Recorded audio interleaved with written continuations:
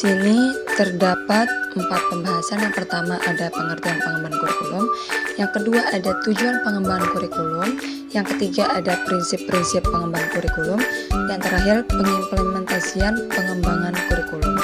Pembahasan pertama yakni pengertian pengembangan kurikulum. Ini merupakan suatu proses yang kompleks dan berkelanjutan yang bertujuan untuk merancang, melaksanakan, dan mengevaluasi kurikulum pendidikan. Yang kedua ada tujuan pengembangan kurikulum. Tujuan yang pertama yaitu mencapai tujuan pendidikan. Pengembangan kurikulum bertujuan untuk memastikan bahwa semua kegiatan pembelajaran diarahkan untuk mencapai tujuan pendidikan yang telah ditetapkan, baik itu tujuan jangka pendek maupun jangka panjang. Tujuan yang kedua yaitu meningkatkan kualitas pembelajaran.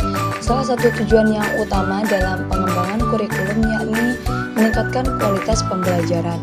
Ini mencakup peningkatan metode pengajaran, materi ajar, dan penilaian yang digunakan untuk memastikan siswa dapat belajar dengan cara yang paling efektif. Yang ketiga, meningkatkan keterlibatan siswa. Kurikulum yang baik harus mampu menarik minat dan keterlibatan siswa dalam proses pembelajaran. Ini dapat dicapai melalui pendekatan pembelajaran yang inovatif maupun interaktif. Yang keempat, ada mendorong pengembangan karakter dan nilai. Selain aspek akademis, pengembangan kurikulum juga bertujuan untuk membentuk karakter dan nilai-nilai moral pada siswa. Ini termasuk pengembangan sikap, etika, nilai-nilai sosial yang penting untuk kehidupan bermasyarakat siswa.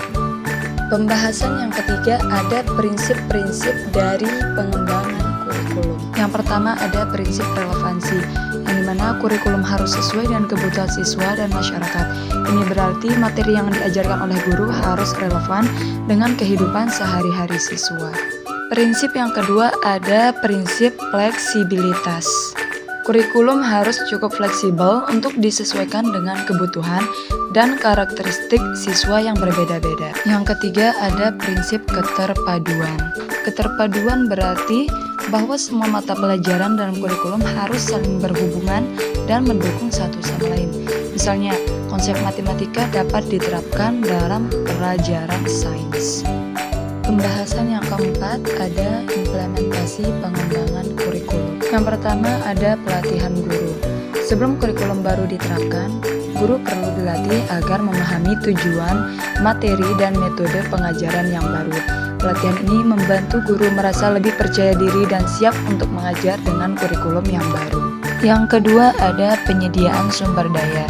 Sumber daya seperti buku, alat peraga, dan teknologi harus disediakan untuk mendukung pelaksanaan kurikulum. Tanpa sumber daya yang memadai, implementasi kurikulum bisa menjadi terhambat. Yang ketiga ada pengaturan lingkungan belajar. Lingkungan belajar harus diatur agar mendukung metode pengajaran yang baru.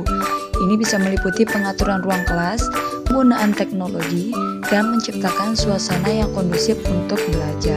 Yang keempat, pelaksanaan pembelajaran.